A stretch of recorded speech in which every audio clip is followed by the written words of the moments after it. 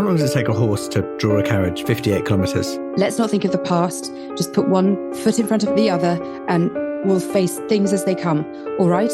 You come to the sound of loud birdsong and bright daylight. Oh, there you are. I wondered where you'd gone. Show me your face. How have they interpreted the Minotaur here? What are they trying to say? What do you think you're doing? Lighting a fire in a public park? I don't need to think about it. That's fine. I've just heard it. That's fine. And you see it turn round. No. And it meets your eyes. Fucking hell. And it appears to be alive. A Minotaur. Okay, I'm going to go to snatch the coat and run. Okay.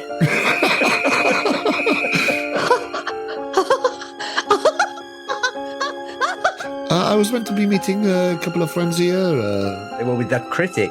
Wait, Benoit. Oh, they were here for a long time, as if they were waiting for someone. You see this Minotaur running at you. I'm probably fully naked at this point. It's so humiliating. It looks like a dark rectangle, almost black, perhaps just a really dark red. Not humiliating at all. It'd be a very classical image. Gored to death. It couldn't be more symbolist, could it? Amorphous lump of oil paint. I'm not worthy. The size that comes to mind is it's about the size of a newborn baby. I fucking knew you were going to say that, for fuck's sake. You see Bathsheba and LaRouche slowly open the doors of the carriage and step out. We have to keep going. I cannot, the pass is blocked. And the policeman grabs you by the wrist and looks under your nails and sees oil paint stuck under your nails. Jane, come down. You have nothing to fear. I have such wondrous things to show you, such pieces of art. All of you get out of here or your souls will be lost. Your heads will explode.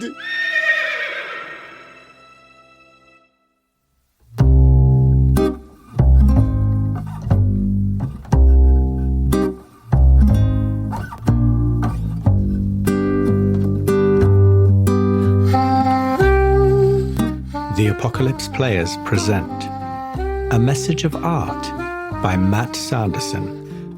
A Call of Cthulhu 7th edition scenario from the Nameless Horrors collection, with Joseph Chance as Jane Harnsworth-Wright, art dealer, Danann McAleer as Clovis Herbert, classical painter, Dominic Allen as Donatien Benoit, art critic, and returning special guest Jessica Temple as Edwina Alexander, dilettante. The title music is by Julie Abbey, and your keeper of arcane lore is Dan Wheeler.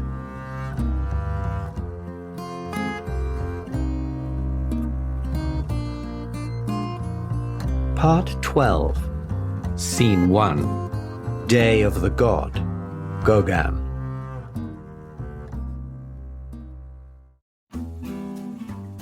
We meet again, Monsieur Hérbert. I think this time you will accompany us to the station. Oh, no. And does he just batter me? No, but the two of them force your arms behind your back. Easy. I'm a classical artiste. Careful with my thumbs. Unless you want to resist. I mean, there's two policemen, so I don't think I'm not like a fucking brute. I'm an artist. Yeah, I'm looking at your brawl skill, and I don't fancy your chance. No, I don't think he fancies his chances either. So I feel like he begrudgingly is led away by them. He knows he's fucked up. I know I fucked up, you know? Yeah. He was trying, but maybe if I get to the station. I mean, also, I haven't done anything wrong. I haven't killed anyone. I haven't robbed anyone. I nicked my own jacket back off the police and ran. I'm in a confused state. I feel like maybe once I get to the station, they bring me there, I can actually explain myself. And I don't feel too worried. Mm-hmm. It's a bit like getting caught out of school or something. It's like, fuck, this is a pain in the ass. But surely, like, what's the worst that can happen? They can't charge me with anything, you know? Mm-hmm. Sure. Yeah, sure. Sure. So they bundle you into the back of a carriage, a police carriage. And fuck me. And fuck you. This ain't the Met. And oh, mate. Definitely cut that. Yeah. All done. And take you down to the police station. Yeah. And sit you down in a room and say, Monsieur, we should make it clear you have not been formally charged with anything yet, but evading arrest is a crime, and we're curious to know why you were so eager to run from us in the park. In the park? I had woken up and I was confused. I didn't know, and nobody was...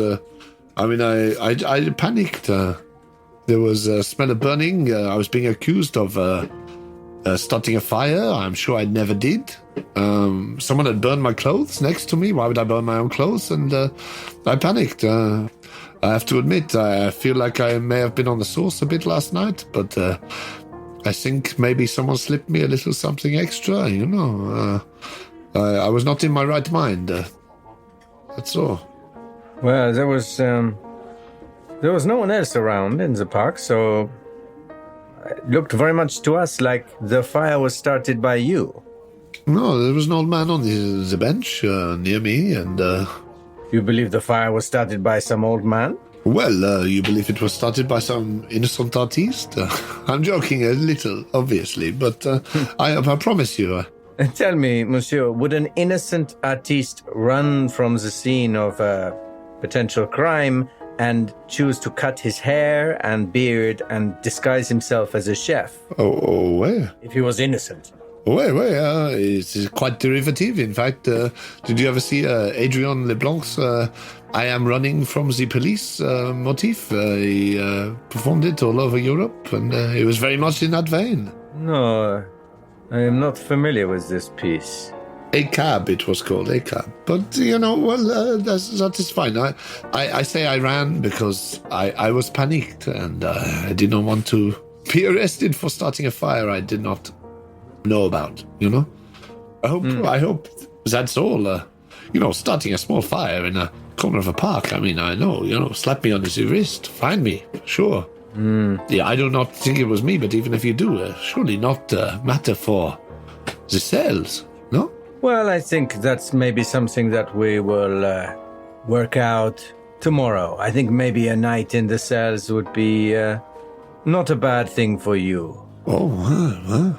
You're still maybe feeling some of the effects of too much absinthe, as you say. Well. Tell me, you have you seen? Oh God, no. I've started saying the sentence now. You have not heard anything about? I had two friends with me last night before I lost my mind somewhat. 2 or 3 friends with me. Well, there was a crowd there, but if anyone wants to know that I was here, I would like you to let them know. But it was Donatien Benoit, Edwina Alexander, Jane Harnsworth-Wright. They're all in the art scene. If we come across them, we will be sure to let them know you are here. But for now, I think we will take you down to the cells. And he turns to the junior gendarme next to him and says, put him next to that other artiste we brought in last night. What's his name? Lavagne. Put him next to him. Oh. Maybe they'll have something to tell each other. And you're taken down and thrown into a cell. And the door slams. And the footsteps walk away. Parisian jails are pretty cushy these days. Is it dark? There's a bit of light. There's some oil lamps burning in the sort of corridor. Yeah. And is it like 3 walls and then a bar door? Is it all bars? No, it's all bars. It's just like a few cells underneath the police station. It's not like a proper sort of... Yeah, like holding... Exactly, holding cells. Like a drunk tank, basically. Yeah. So I start singing that Pogues song. And I stop myself, and I sort of let my eyes adjust a bit, and I look around anywhere to sit. I'm not sure, but I want to sort of... That's intrigued me, what he said about the other artist. What did he say his name was? He said... Lavagne. Who I know of, right? He was at the party last night, Maximilien Lavagne. Oh, it is Maximilien Lavagne, yeah. I'm not sure if I knew he was arrested and let out, because I think I'd gone off with Edwina by that point, but I know that Darcion had a like interaction with him. Maybe, I can't remember. He was taken away when the police questioned you all. Yeah, Benoit had a mad conversation with, didn't he? Like, yeah, and he was accused of framing Prido for stealing something, and he'd arranged to have the tray of drinks dropped. That's it. Yeah, the maid and him were in sync, weren't they? Yeah, exactly. Yeah, that's really interesting. But he's not the same guy that Don was throwing into the grandfather clock repeatedly. Yeah, he is. He is that guy. Okay, great. Because I definitely saw the first iteration of that, at least. So I think, okay, I didn't want to let on to the cops that I knew who he was, because what would be the point in that? But once we're there and it's silent, I think I sort of whisper into the darkness. If it's silent, why don't you give me a listen roll first? Oh, yeah, good idea. Yeah, because I do just want to let things adjust and sort of be like, who's on my left, who's on my right? So 22, my listen is 40. So you can hear scratching, but not like rats. Not like rats or anything. It's almost like a careful, methodical scratching, as if someone's carving and scribbling. Oh, or sculpting. And then you can hear a bit of muttering. Okay. No, not quite right. Maximilian? Lavanya? The scribbling, the scrawling or scratching continues, the mumbling. No, not now. This is me, Clovis Herbert. You know me? Clovis? Yes. What are you working on? A new piece. What? She said to me as I left. But I can't concentrate my head. Listen to me, Lavanya, listen to me. She said something to me as well. What did she say to you? What did she say you had to paint? I just not paint, but create. She said I must... She said... You aspire to be like others. I must immortalize the May greats. others aspire to be like you. If you immortalize the greats, I must immortalize the greats. so you will be immortalized. To find immortality myself. I see. I must immortalize the greats. I think, whatever happened last night, this Bathsheba, I do not know that we should be taking artistic advice. She seems to be giving out this advice, which leads to very strange situations. Are you trying to carve? What are you trying to carve with? No, I'm writing. God damn it. Right, all right, Lavanya. Calm yourself. You sort of try and have a look through the bars to see how much you can see. Yeah, I do want to see what he's scrawling on. Like, has he been given paper and a pencil, or is he just carving into the floor? It looks like he is trying to scratch into the dirt floor of the cell with like a, we don't know whether it's like a stick or something he's found, or chicken bone or something. Something, yeah. And it looks like the floor of the room is covered with like tiny scrawling. I don't know how well you can see.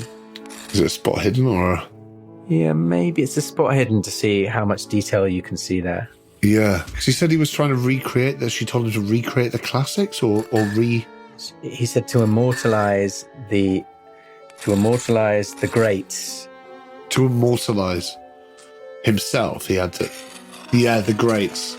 So I guess by the greats he could mean whoever he was into. I mean, that could be literature, art, but does it?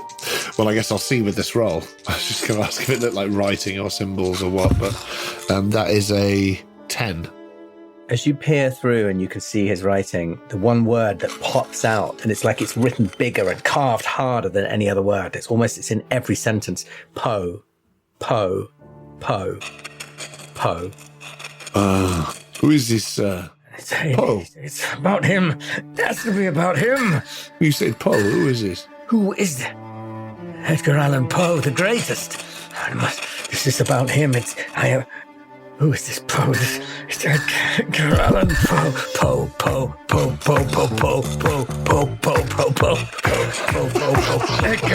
Edgar Allan. There's a ghost in my body and he is a lyricist. I love it. His name is Edgar Allan Poe, and I think I can't resist.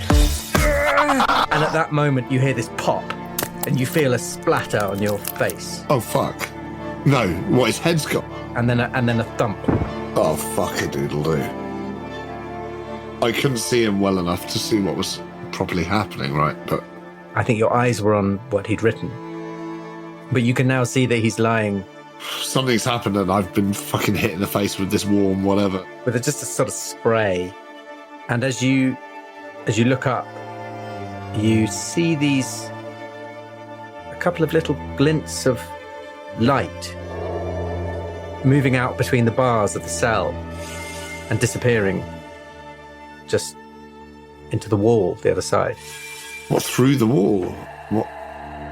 Oh, God. Yeah, a few little sparkle, like, it's hard to describe, but like sparks of light just suddenly appeared where it was always previously very dull. Yeah. And then moved out, almost like we would kind of recognize them almost like as like lens flare, Oh, yeah.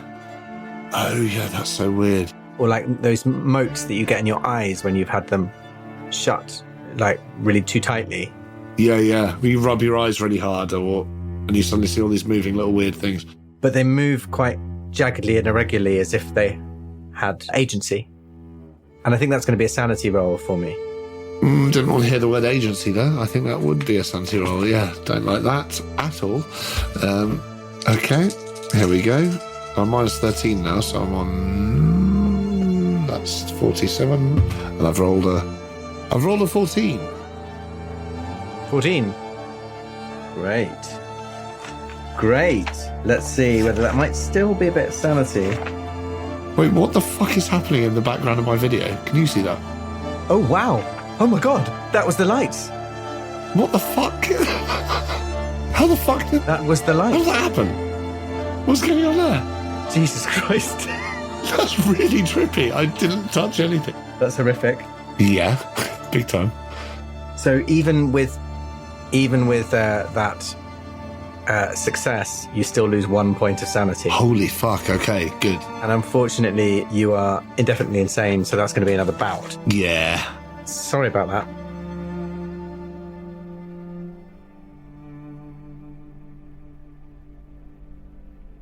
Donassian, what are you up to? Oh, God, I've no idea now. Yeah, sorry. So Edwina's being attacked by the Minotaur. Yes. Because she was violent towards it, whereas you were not, which I found fascinating, personally. I might try and intervene and try and calm the Minotaur. So I put myself, if I can, I'm going to try and interpose myself if there's an opportunity to do that. Mm-hmm. And just be sort of like, shh, put my hands up and go, shh, shh, hush, hush. Okay, great. What do we think that is? Persuade? Oh, God. Animal handling? I don't know. Yeah, I mean, it's animal handling, really, isn't it? But I'll take any social role instead. Yeah, you've got to persuade, or a charm. My charm is probably best. Yeah, let's try charm. Ooh, well, so that's an 87 on a 15. Okay, so you stand in between, and as you start to say, calm down, whatever you do, you can see the horns go down again, and the hooves start scraping the floor. Yeah, and then I realised that the paint from that fake baby is all down my shirt, and it's completely red. Nice. Horrible. And behind you, Edwina is flailing about with pieces of clothing, Yeah, she's still getting the 19 layers off. waving them antagonistically. Sounds, guys. And the bull's head goes down, Oh, God. and it charges. Oh, God. So, I don't know whether you want to give me a dodge. Holy shit. Yeah. I think you should both give me a dodge. That's a 28 on a 35. Nice. Unbelievably, I've rolled a 14 on a 25. Whoa! Double dodge, guys. Amazing. So you sort of dodge in opposite directions, and it goes right through the middle of you, and the horns hit bed again in the opposite wall, and you can feel the whole building like shake as the horns go in, and it pulls them loose, shakes them, and turns around again. Oh, my God. Edwina, what do you do? Having just dived out the way. Yeah, I think that second dodge sort of move pulls me back into reality a bit. And I don't know what state of undress I am, but clearly I have less clothing on than I last remembered. And I sort of look at Danann and I just say, fucking run! Run! Get out! Run! Move now! And I'm I leave the clothes. I don't even care that maybe I've got a tit out and, I've got just got ridiculous at this point. And I want to get out. I want to leave now, please. Don't like this. Okay. Which route are you taking? Through the house or back out the window? Well, the only thing is I know my way. I don't know if the front door is locked. I don't know if there's a padlock on it. So I feel like I know there's an exit through where I came in. So I'm heading towards that. I know that I've told this coachman to stay. Mm-hmm. And I hope that my charms have worked. Wink, wink, nod, nod. Thanks, Jane. But yeah, no, I'm heading back towards where I came in. So back through the window? Yeah. Okay, so you run towards the window and you think you sort of make it to the window. Jane, what are you doing? LaRouche has just said, I have such wonderful things to show you for your exhibition. Now, but I'm still physically away from him, right? He's pleading to me from... Exactly, you're still in the carriage. So I could drop off the other side of the carriage and just run into the trees? Yes. I think I could do that. Rather than... Really, I need a horse. But there's no way that I can cut one free, and I don't understand enough about how to set one free without it all slowing down. So I think I go, yes, no, of course you're right, and then I immediately, having said that, with this sort of bad acting of, oh, I'll come with you, I then jump across the driver, off the carriage, into the woods to run, just sprint into the woods. Okay, well, I guess another dex roll. Yeah. I had to fail one eventually. It's a 94. 94 and a 50. Great. And what's your move rate? I believe it is 7. Let me check that. Oh, no, 9. Yes, because she's very small. Very small. She's about 5'1". Oh, wow. So you do move. You do move quickly into the woods and you sort of get away from him. But I think that failed dex roll is a trip and you find yourself stumbling and rolling in the woods. And you find yourself at the feet of a tree stump, a huge tree that looks like it's been hacked down and carved. It's the sort of wood that's been carved into something. Back in the house, Danann, what are you doing? This Minotaur is pawing at the ground again, ready to charge. Edwina's run at the window. She's told you to run. I think I run through out through the house. So I go for the door. You run to the door of the studio? Yeah, towards the front of the house. Great, yeah. You throw it open and you're confronted with this small wooden unicorn, which as you barge through the door, it sort of scampers away, clattering on these little wooden hooves, looking incredibly startled. Oh my God. Could you give me a sanity roll, please? Shit, that's what we heard. That's what we heard. Oh, okay. That's a 90 on my 78. Okay. Oh, he's very sane, isn't he? Bumper fucking hell. 1. Oh, nice. Benoit is like completely immune. Yeah. He's seen it all. Jaded critic. So I can't believe I've forgotten I should have been giving you a penalty die against all your physical rolls. Oh, there was only one, which was the dodge, really. I think actually the Minotaur failed it anyway. But yes, you're confronted with this little perfectly carved wooden unicorn. Okay, well, I think probably... Oh, God, I don't know what I'd do. I think I'm worried that that's going to attack me as well now. Mm-hmm. So I press myself against the wall as soon as I get in the room and start sort of making my way around the edge of the room with my back to the wall, trying to keep distance from it and the Minotaur when it comes in. But towards where the front door is? Yeah. Okay, great. Jane, you're in the woods at the foot of this tree stump with LaRouche. You can hear him yelling, "Jane, come back! Yes, I'll be back in just a minute. And as I sprint the other way, thinking, that's what's in the water. That's what's in the water. Ariadne's... Yes, so you're sprinting further into the woods. Yeah, just anything to get me away from this fucking awful place. Your head is pounding, and you can feel your nose sort of streaming now with blood. Which is why I need to get away. That's why I need to get away. But you need to get away, and you run. Edwina, you're in the window. Have I managed to get out yet? If you want to be getting out, you can be getting out right now. Right, I'm getting out right now. That's what I'm doing. I'm getting out, leaving everything behind. Don't look back. I don't want to set eyes on the sculpture thing sort of ever again. And I feel like I sort of hit the floor as I get out of the window, and I scramble, and I make my way back round the way I came, because I know that way. Sure. You move round the house, and the carriage is not where you expect to find it, but you don't have to look too far. You can see it sort of face to face with another carriage by the lake on the dirt track.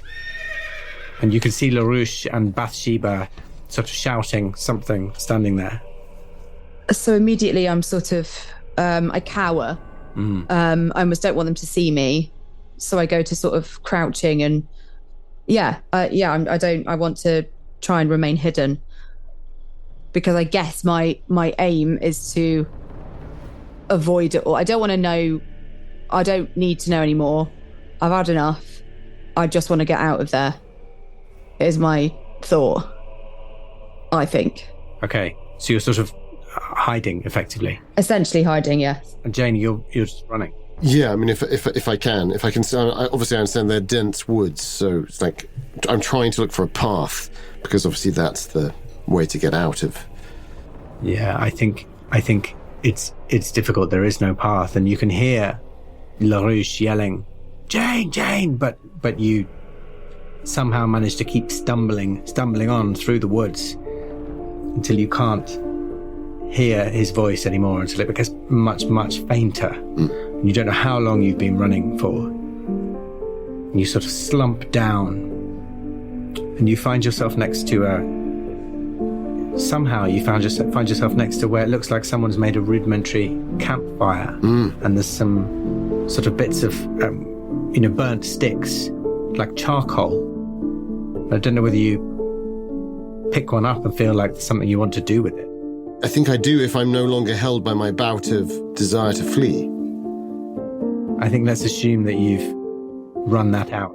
In which case, I think what I think of is, I think of Pinot, and when he arrived at the 9th arrondissement, in the Absintherie, and I think of that moment when the five of us were together. Two artists, a muse in the making, and Edwina, myself as a seller, and Donatien Benoit as the flickering flame of the intellectual comment upon us all. And I take that moment and I go, that's who we are. And I'm going to invoke that in this calling forth, because my fear is, if I don't produce the piece of art, it will come out of the back of my head the way it did of Pinot's, and that bit of his soul left him because it was the god being called into being. I think I believe it now. And here in the wilderness, I create the artwork that I've always dreamed of creating. So you begin drawing. I begin drawing. Scene 2. Vision. Edvard Munch. Donatien, you stumble out of the house. You make it to the front door, and you push it open, and you stumble forward, and you find yourself sort of in the long grass outside the house with Edwina, and sort of fall to your knees, and you're both crouching there. And you hear LaRouche's voice saying, "Oh, she's gone. She doesn't know what she's missing. Well, What do you say, my love? What about a little dip? And you hear Bathsheba's voice saying, Oh, yes. A swim seems like a very lovely idea. and you hear a sort of gentle splash as a body enters the water. And I think you wait there, terrified to move, the two of you.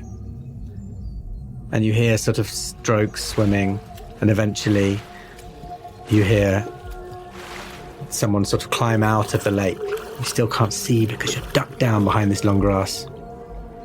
And then you hear LaRouche say, "Ah, my beauty, my finest creation. I only ever want to see you like this. Come into the house." And you hear footsteps come towards you, come sort of down the path, through the grass. And I don't know whether you look or whether you sort of avert your eyes and try and stay as hidden as you can. Maybe it's different for both of you. I think I revert to my original plan, which is a confrontation. So I leap up out of the grass and I say, "Now it's time for you to explain what the hell is going on. You killed Pino, didn't you?" Edwina, what about you? Do you stay hidden, or do you pop up as well, or do you take a peek? Well, the thing is, I was going to maybe have a peek through my, you know, like when you watch a horror film and you sort of look through your eyes because you want to watch it, but you don't really. But then I also feel a bit emboldened by Danann. I feel like, yeah, all right. Yeah, I'm right behind you, son. Then a naked woman stands up behind me. Yes. This is completely normal. Yeah, absolutely normal. Maybe I'm sort of only realising now that in my nakedness how ridiculous it is. But yeah, no, fuck it. I'm gonna stand up behind Danann and sort of be his wing woman. So you both pop up, and they're much closer than you thought they were. Oh shit! They're, just an arm's reach away from you, and LaRouche is there as you remember him from the night before, and Bathsheba is there. But she is unpainted. I'm sorry. She is marble. She is marble like the Minotaur. Of course. Your eye, I think, Edwina especially, falls upon her hand, where you can still see that quartz jewel, which is clearly part of her construction. It's not a jewel at all. Oh. I knew it was weird. Of course, that makes more sense. That skin colour is all washed off her. Oh shit! And she's holding in her marble hand a wig, and she's entirely bald. This perfect marble head. She's still incredibly beautiful, but she's made of marble, and that is obviously a sanity roll from you both. I don't like it. Okay. It's a success for me. It's a 41 on my 77. Fucking hell. One another point for you, Danann. Oh, for fuck's sake. Well, now I've got 38 sanity and I've just got a fucking 79. It's madness. I think we all know it was a bout of madness. Yeah, and I can't take any more clothes off. I'll have to take my skin off instead. Ooh, well, now there's a thought. 2 points of sanity. And... Oh, shit. And a psychosomatic disability. Nice. For 10 rounds. So... Oh, for fuck's sake. Forever. Jess, at this moment, you see this figure before you, and everything goes black. You can't see a thing. And the ringing comes back in your ears, and it's like you've suddenly gone blind and deaf. That is awful.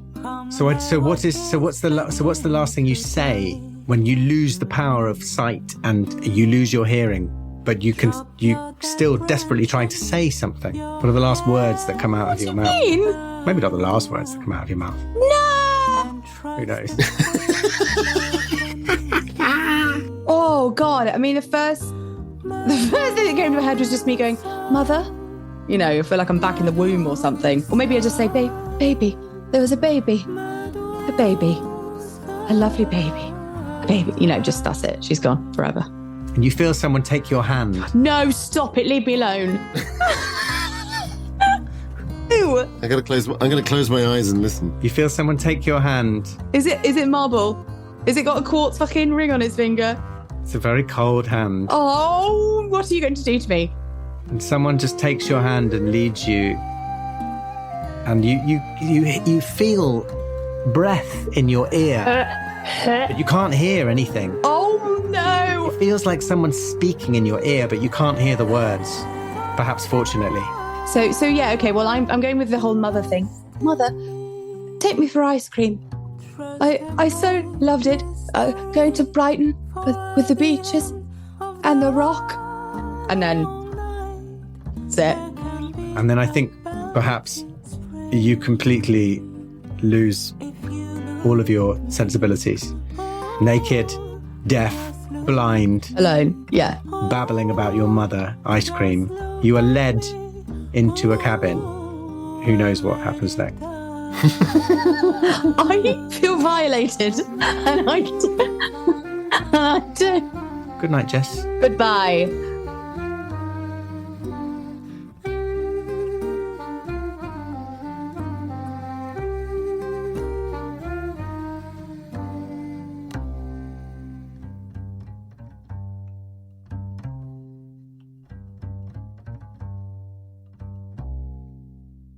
Clovis. Well, I guess it goes without saying that this is not going the way I thought it would go. No, naturally.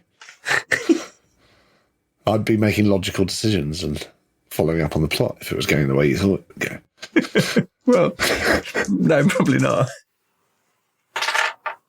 Okay.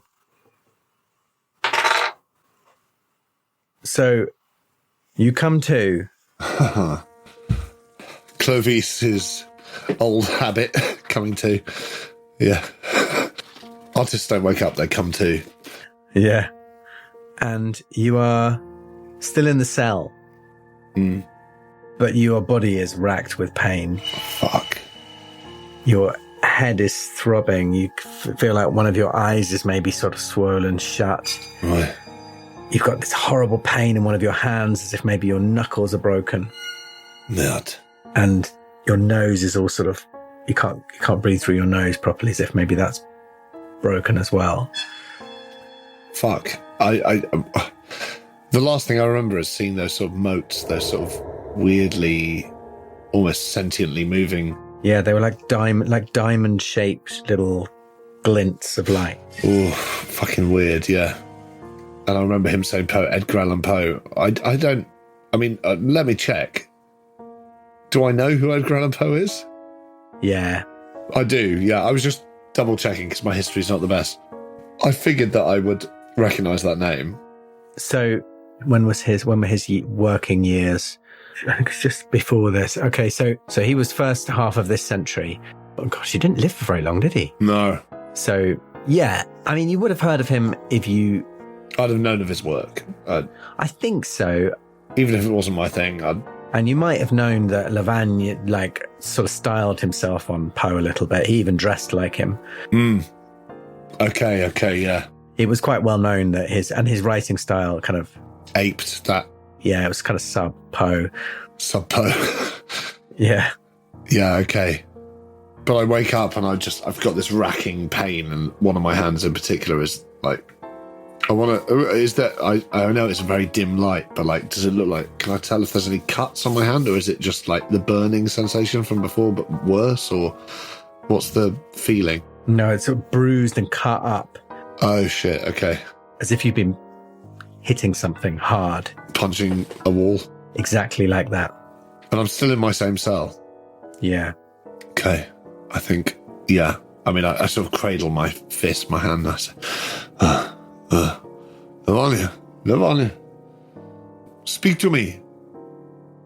Huh? Anyone, speak to me. So I imagine the cell's on my other side as well. I'm not hearing anyone from... No. Can I scuttle back over to the bars where I was speaking to him? Sure, yeah. And see if I can... Is the writing still carved into the floor with whatever stick he was using? Yeah. And you can see his body lying there.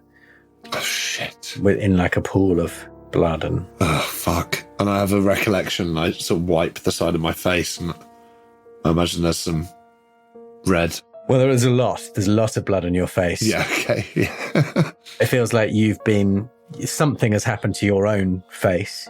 Yeah. I mean, there's no one else in here, so you don't know whether you've done it to yourself or... Oh, shit. Oh, does my face feel swollen as well? Like...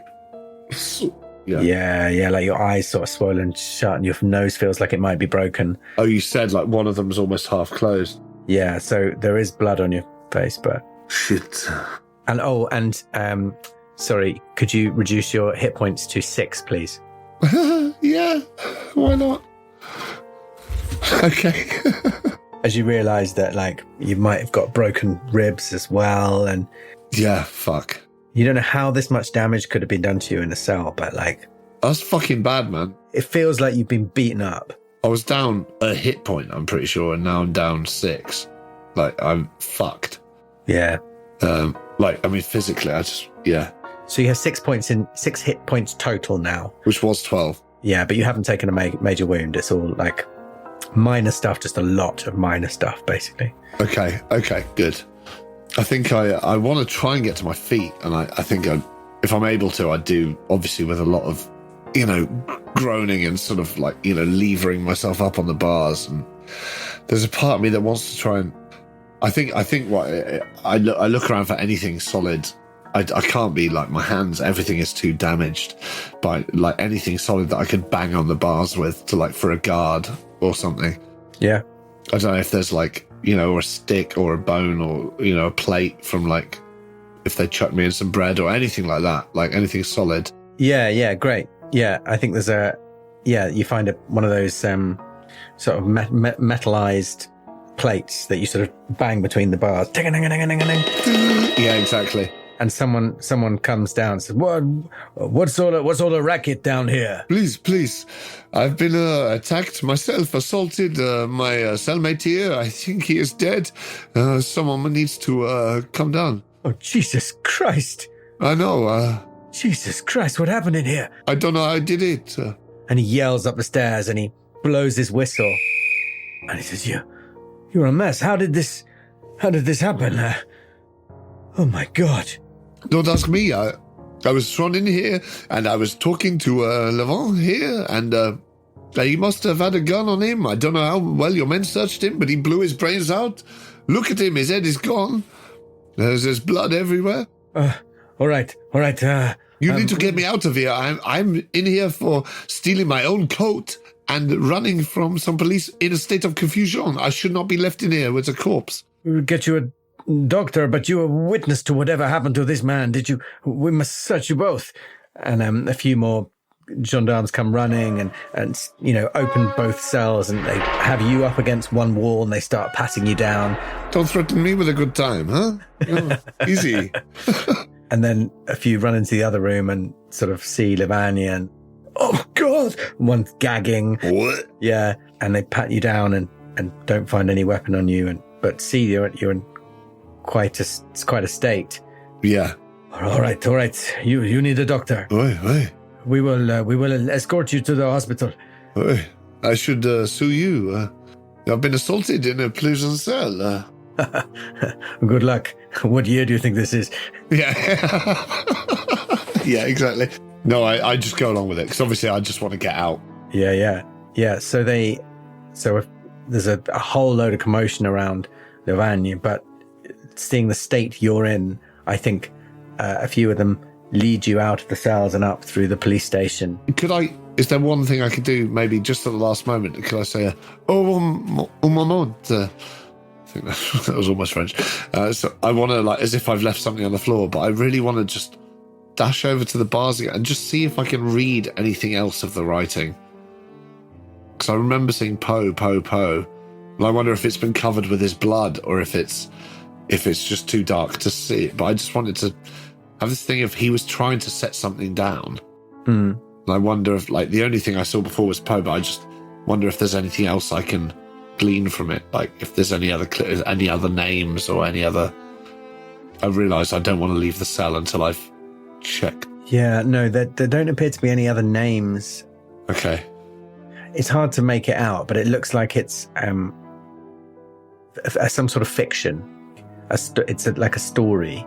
You catch glimpses of other words, things like hero, triumph, overcome, fight, unknown, like as if something dramatic and romantic is taking place with Poe as the lead character in this story. Oh, okay. Oh, that's interesting. I don't think for Clovis it probably is interesting. For Danann it's interesting. Clovis is just like, well, I don't know if he actually read any Poe or...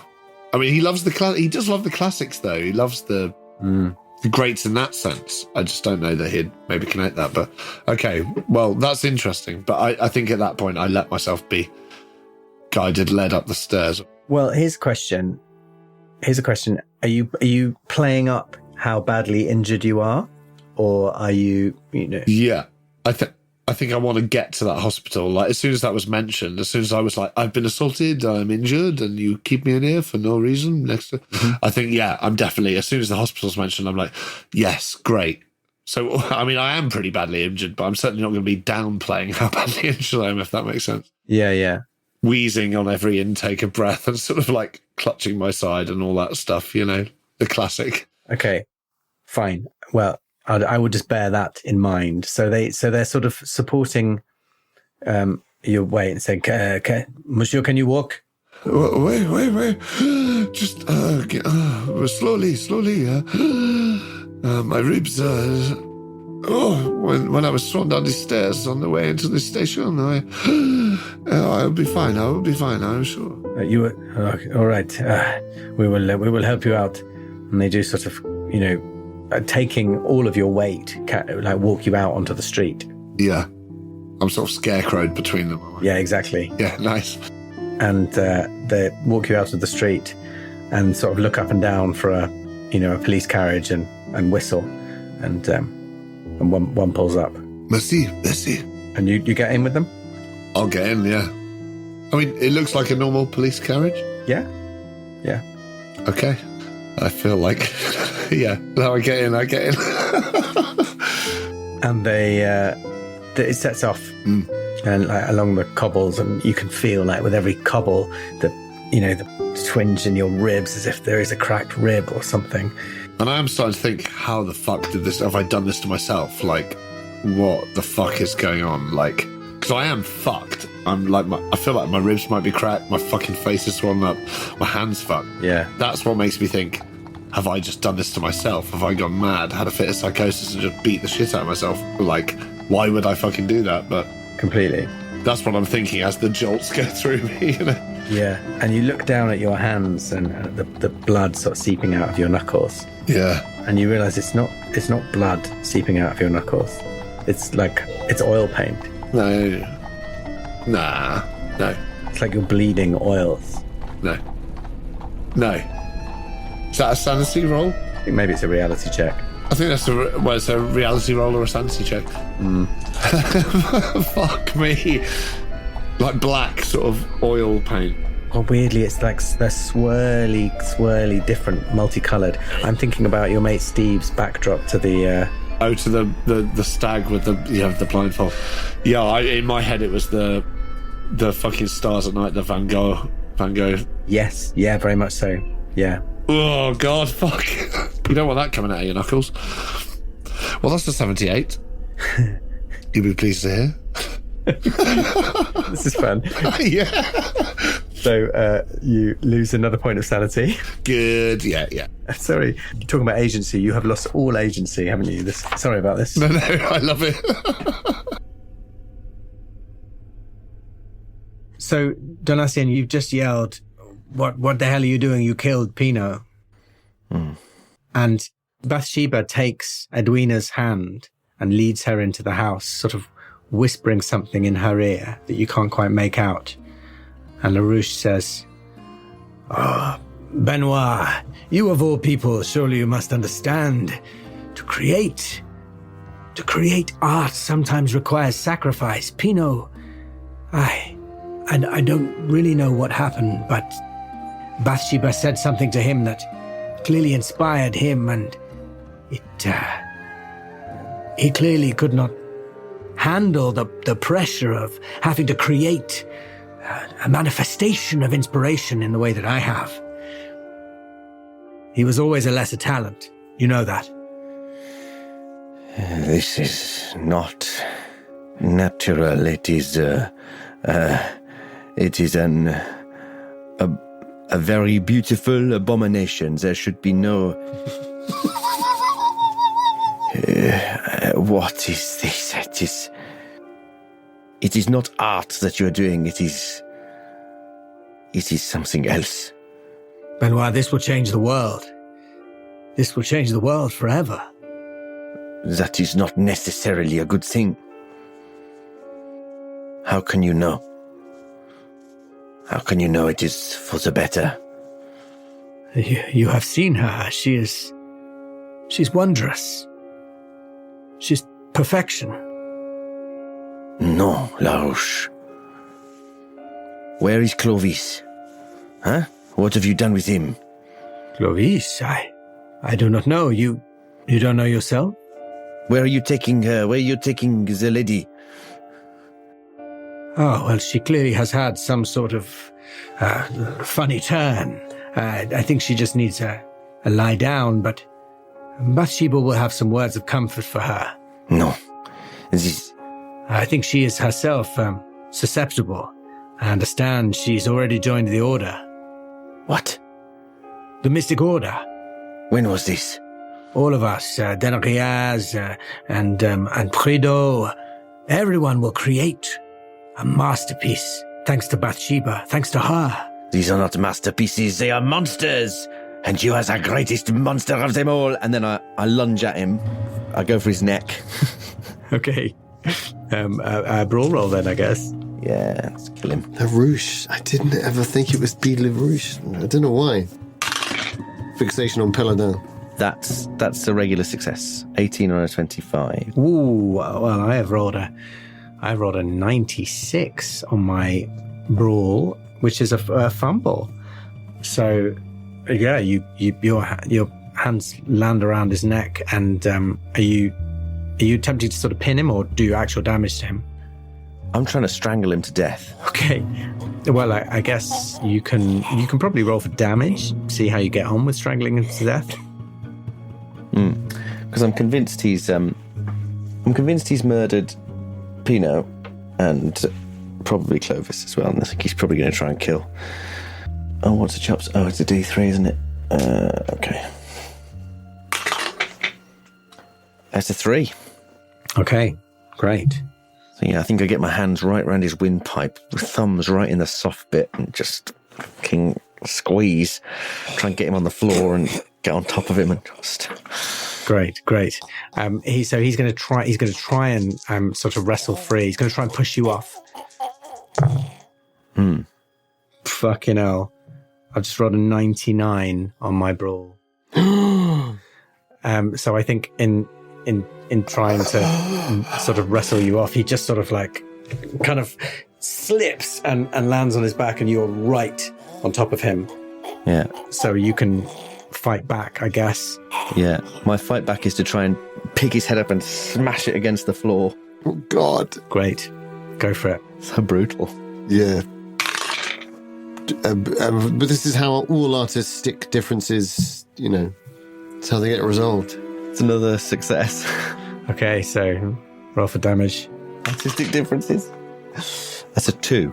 Okay. Scene 3. Fallen Caryatid. Rodin.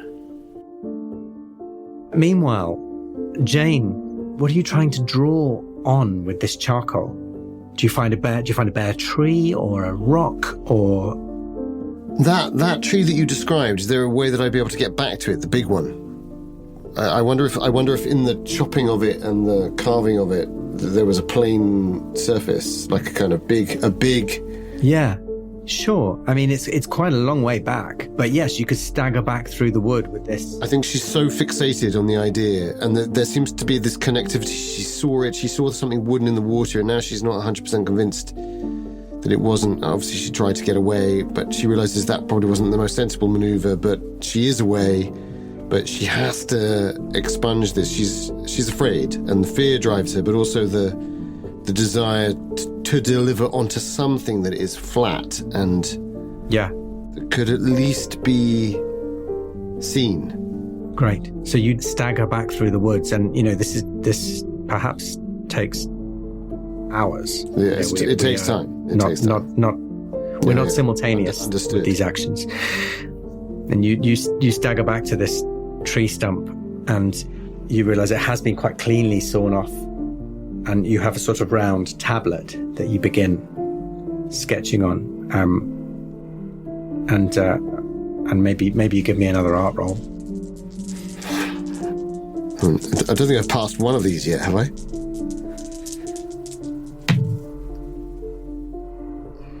I mean, it seems ridiculous, but it was actually a semi-cocked die, but I have to take it.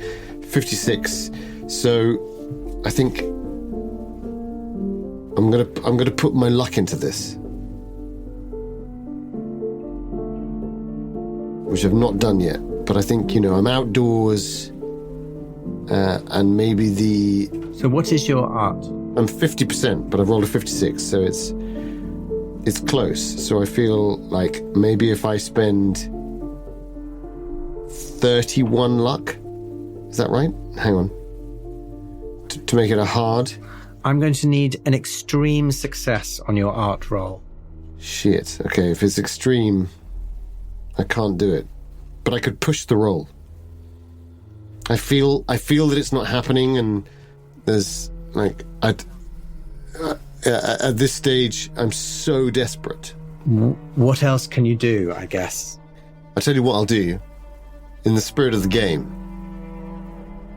I'll push it with a Cthulhu Mythos roll.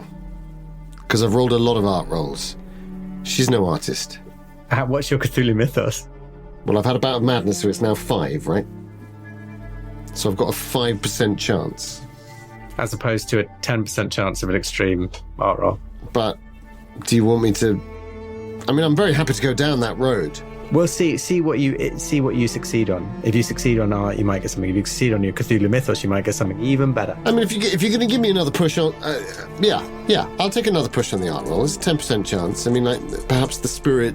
We'll see what you get. If you succeed on your Cthulhu Mythos, I'll take it. If I roll 5 or below, maybe there's something touched in there. It's a 25. It's good. It's my best. It's the best work I've done, ever. Free, uninterrupted.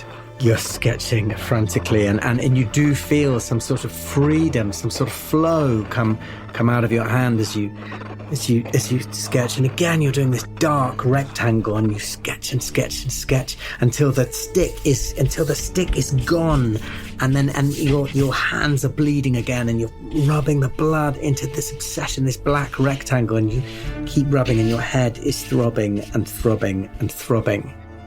Benoit, you can see LaRouche's eyes kind of going. You can see his face turning purple. Give me another brawl roll. Fucking hell. He's really not doing well. Okay, that's an 82. That's a fail.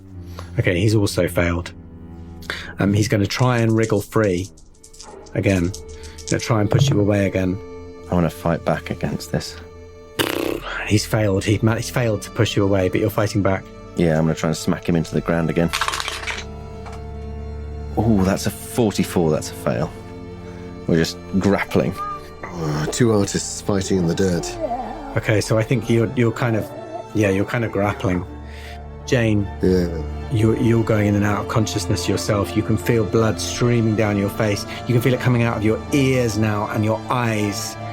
And the headache is like splitting. It's like your head is splitting in two as you slumped over this tree stump, and you're sketching and sketching and sketching. And then the last thing you feel is this pop and a release. Oh no. Very thing. And you slump forward as this matter trickles down the back of your neck. Oh. Damn it. And if you could see, you can't. But if anyone was there to see, you would see these little diamonds of light shoot out and disappear through the trees, waft off in between the pines. And I think actually the last thing you saw before that pop and before your head hit the stump was looking over the lake. You saw that big rise of that huge wooden aquatic shape under the water. Another one of LaRouche's creations. Yeah. And Benoit, give me one more brawl roll. You can hear some chatter inside the house. It sounds like Bathsheba talking to Edwina. Edwina nattering on about her mother. That's a success. That's a 19 on a 25. Oh, old man. Well, unfortunately, this time LaRouche rolls free. Oh. And he sort of staggers to his feet. And he's sort of hoarse. And eventually he manages to cough out, Bathsheba! Bathsheba! And out of the house comes this marble woman, this powerful woman. And behind her, this marble minotaur. Oh, God. And they close in on you. Oh, no.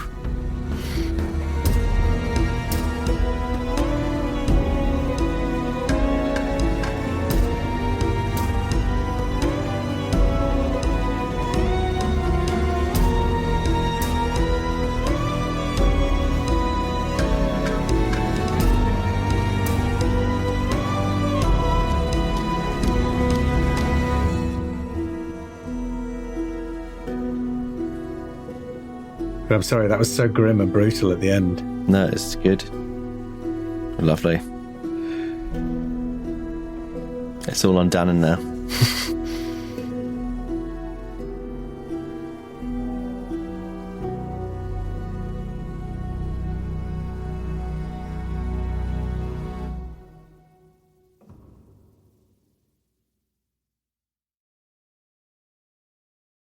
I just not paint, but create. She said I must. Sorry. Let me tell you in a minute. I'm assuming it is not the moment when life begins? No. A lovely bridge, she said. Jimena's bridge. Always loved the Rialto. Why do you put these things all in a different place? She said, oh, yes. She said, I must immortalize the greats to find immortality myself. This was an Apocalypse Players production. If you enjoyed this episode, there are 2 things you can do right now for free to help us keep making more of the content that you love. The first is to share it with a friend, or even an enemy. The second is to leave us a review on Apple Podcasts or wherever you're listening. Thank you for observing these solemn rituals of the cult of the apocalypse.